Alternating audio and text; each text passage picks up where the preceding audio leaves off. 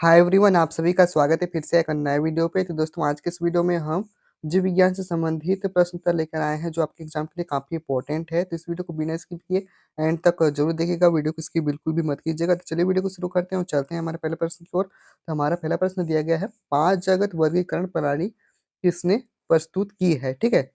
बीरबल साहनी ने, विटेकर ने, अरस्तु ने या ओस्टवाल्ड टिप्पो ने? तो इसका सही आंसर है विटेकर ने। ठीक है। पांच जगत वर्गीकरण प्रणाली किसने प्रस्तुत किया है? तो विटेकर ने, याद रखिएगा।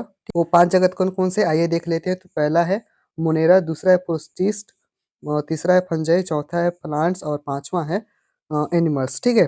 तो मोनेरा जगत किसे कहा जाता है? तो मोनेरा में सूक्ष्म दर्शी एक कोशिकीय प्रोकैरियोटिक जीव आते हैं, जैसे कि जीवाणु, माइकोप्लाज्मा और नीलहरित शैवाल। ठीक है, याद रखिएगा। इसका उदाहरण है जीवाणु, माइकोप्लाज्मा और नीलहरित शैवाल। ठीक है, मोनेरा जगत का। और वही एक प्रोटिस्टा जगत की बात करें तो प्रोटिस्टा जगत के अंतर्गत कोशिका भीति युक्त क्लेमाइडोमोनास एवं क्लोरेला, जिन्हें पहले पादपों के अंतर्गत शैवाल में रखा गया था। पैरामीशियम एवं अमीबा इसके उदाहरण है। ठीक है, याद रखिएगा, पैरामीशियम और अमीबा। और वहीं फंजाई जगत किसे कहा जाता है? तो इस जगत में ये अपना भोजन सड़े गले मित्र कार्बनिक पदार्थों से प्राप्त करते हैं। ये स्वयं भोजन नहीं बनाते हैं, ये परजीवी होते हैं। ठीक है, याद रखिएगा, ये परजीवी होते हैं। उदाहरण के लिए जाइगोमाइसिटीज। ठीक है। वही प्लांट्स जगत की बात की जाए तो इसके अंतर्गत बहुकोशिकीय पादपों को रखा गया है। ये हरे पादप होते हैं, अपना भोजन स्वयं बना लेते हैं, इसलिए इन्हें स्वकोषी भी कहा जाता है। इनमें कोशिका भित्ति पाई जाती है, उदाहरण के लिए ब्रायोफाइटस और टेरिडोफाइटस। ठीक है। वही एनिमल्स जगत में इसके अंतर्गत वे जीव आते हैं जो विषमपोषी हैं और ये बहुकोशिकीय हैं। इनमें कोशिका भित्ति नहीं होता है, उदाहरण के लिए मेढक और सांप। ठीक है, याद रखिएगा। तो चलिए अब चलते हैं प्रश्न नंबर दूसरा की ओर। तो देखिए, हमारा प्रश्न नंबर दूसरा दिया गया है, विटेकर के पांच जगत वर्गीकरण में यूकेरियोट्स का स्थान है। पांच जगत में से केवल दो, पांच जगत में से केवल तीन, पांच जगत में से केवल चार, या सभी पांचों जगत में? ठीक है। तो देखिए, इसका सही आंसर है केवल केवल पांच जगत में से केवल चार जगत में। ठीक है, इसका सही आंसर है। ठीक है। और व्हिटेकर की पांच जगत वाली व्यवस्था में यूकेरियोट्स को चार जगतों में बांटा गया है, याद रखिएगा। प्रोटिस्टा है पहला, दूसरा है प्लांटी, तीसरा है फंजाई, चौथा है एनिमिलिया। ठीक है। और वही जगत मुनेरा को प्रोकैरियोट्स में रखा गया है। ठीक है। चलिए नेक्स्ट क्वेश्चन की ओर चलते हैं। तो हमारा तीसरा प्रश्न दिया गया है, पांच जगत वर्गीकरण प्रमुख रूप से आधारित है पोषण पर, केंद्रक संरचना पर, कोशिका भित्ति संरचना पर या अलैंगिक प्रजनन पर? तो इसका सही आंसर है पोषण पर। ठीक है। पांच जगत जो वर्गीकरण दिया गया है उसका प्रमुख रूप से किस पर आधारित है? तो पोषण पर आधारित है, याद रखिएगा। चलिए नेक्स्ट क्वेश्चन की ओर चलते हैं। प्रश्न क्रमांक 4 है हमारा, बैगन, आलू, टमाटर, प्याज व अदरक को किस समूह में रखा गया है? कुल में, जाति में, जेनेरा में और समान वंश में? तो इसका सही आंसर है जेनेरा में रखा गया है। ठीक है। चलिए नेक्स्ट क्वेश्चन की ओर चलते हैं। पांचवा प्रश्न है हमारा, सभी जैविकीय वर्गीकरण के दो जगत सिस्टम को विभाजित किया गया है, प्लांटी व एनिमेलिया, मोनेरा व एनिमेलिया, प्रोटिस्टा व प्लांटी? तो इसका सही आंसर है प्लांटी व एनिमेलिया। ठीक है, प्लांटी व एनिमेलिया इसका राइट आंसर हो जाएगा। ठीक है।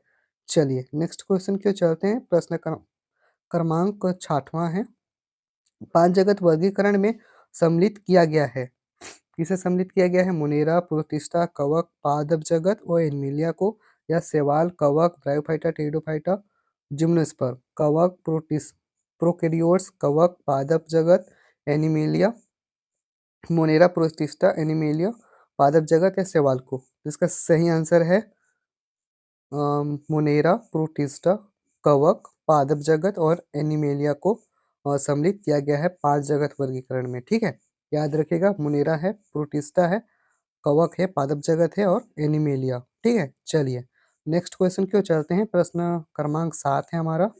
द्विनाम द्विनामी नामकरण पद्धति का सुझाव किसने दिया? व्हिटेकर ने, मेंडल ने, कार्ल्स लिनियस ने या टिप्पो ने? तो इसका सही आंसर है लिनियस ने। ठीक है, याद रखिएगा द्विनामकरण पद्धति किसने दिया है? तो लिनियस ने दिया है। ठीक है, चलिए नेक्स्ट क्वेश्चन की ओर चलते हैं। प्रश्न क्रमांक 8 है हमारा। सर जूलियन हक्सले द्वारा प्रस्तावित न्यू सिस्टमेटिक्स को कहा जाता है? ठीक है, फेनेटिक्स कहा जाता है, क्लेडिस्टिक्स कहा जाता है या बायोसिस्टमेटिक्स कहा जाता है या न्यूमेरिकल टेक्सोनोमी कहा जाता है या कीमोटेक्सोनोमी? तो अब इसका सही आंसर है बायोसिस्टमेटिक्स कहा जाता है। ठीक है, चलिए नेक्स्ट क्वेश्चन की ओर चलते हैं। देखिए हमारा 9वां प्रश्न है।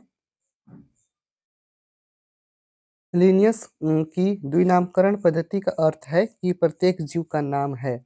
ठीक है, दो वैज्ञानिकों द्वारा दिया गया एक नाम, दो नाम, एक लैटिन और दूसरा व्यक्ति का नाम, दो नाम वैज्ञानिक और दूसरा प्रचलित, एक जेनेरिक नाम और दूसरा स्पेसिफिक नाम। तो इसका सही आंसर है एक जेनेरिक नाम और दूसरा स्पेसिफिक नाम। ठीक है, और लिनियस की द्विनामकरण पद्धति का अर्थ क्या है? एक जेनेरिक नाम होना चाहिए, ठीक है, और दूसरा स्पेसिफिक नाम होना चाहिए।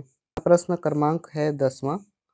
बेंथम व हुक्कुर के वर्गीकरण का प्रमुख गुण क्या है? द्विबीजपत्री व एकबीजपत्री के मध्य में जिम्नोस्पर्म की स्थिति या निकट संबंधित कुलों को अलग अलग रखा गया है या एस्टेरिएसी कुल को गेमोपेटली के प्रारंभ में रखा गया है या ऑर्डर रेनेल्स को शुरुआत में रखा गया है। ठीक है, तो देखिए इसका सही आंसर क्या है? इसका सही आंसर है द्विबीजपत्री व एकल बीजपत्री के मध्य में जिम्नोस्पर्म की स्थिति। ठीक है, इसका सही आंसर है। चलिए नेक्स्ट क्वेश्चन की ओर चलते हैं। तो देखिए हमारा नेक्स्ट क्वेश्चन है 11। लिनियस का पादप वर्गीकरण है, कृत्रिम है, प्राकृतिक है, जातिवृत्ति है, उपयुक्त में से कोई नहीं। तो जो लिनियस का पादपीय वर्गीकरण है वह कृत्रिम है। ठीक है, उसे बनाया गया है। चलिए नेक्स्ट क्वेश्चन की ओर चलते हैं। 12वां प्रश्न है हमारा। विषाणुओं में नहीं पाया जाता है पुनरावृत्ति, प्रोटीन संश्लेषण, ऊर्जा उत्सर्जन या उत्परिवर्तन? तो इसका सही आंसर है ऊर्जा उत्सर्जन विषाणुओं में नहीं पाया जाता है। चलिए नेक्स्ट क्वेश्चन है हमारा 13वां। और निम्न में से कौन सा कथन असत्य है? टीएमबी में दोहरी रज्जुकी या डबल स्टैंडर्ड आरएनए के अणु पाए जाते हैं। अधिकतर पौधों में पाया जाने वाला वायरस आरएनए वायरस होता है। बैक्टीरियोफेज वायरस में डीएनए द्विरज्जुकी या डबल स्टैंड होता है। और जंतुओं में पाए जाने वाला वायरस प्राय और डीएनए वायरस होता है। तो देखिए इसका सही आंसर है ऑप्शन नंबर ए। टीएमबी में दोहरी रज्जुकी यानी आरएनए के अणु पाए जाते हैं। तो ये कथन जो है गलत है। ठीक है, इसका सही आंसर है ऑप्शन नंबर ए। चलिए नेक्स्ट क्वेश्चन की ओर चलते हैं। नेक्स्ट क्वेश्चन है हमारा। निम्न में से कोशिका के अंदर पाए जाने वाला परजीवी है? जीवाणु, विषाणु, स्लाइम मोल्ड या नीलहरित शैवाल? तो इसका सही आंसर है विषाणु। ठीक है, कोशिका के अंदर पाया जाने वाला परजीवी कौन है? विषाणु।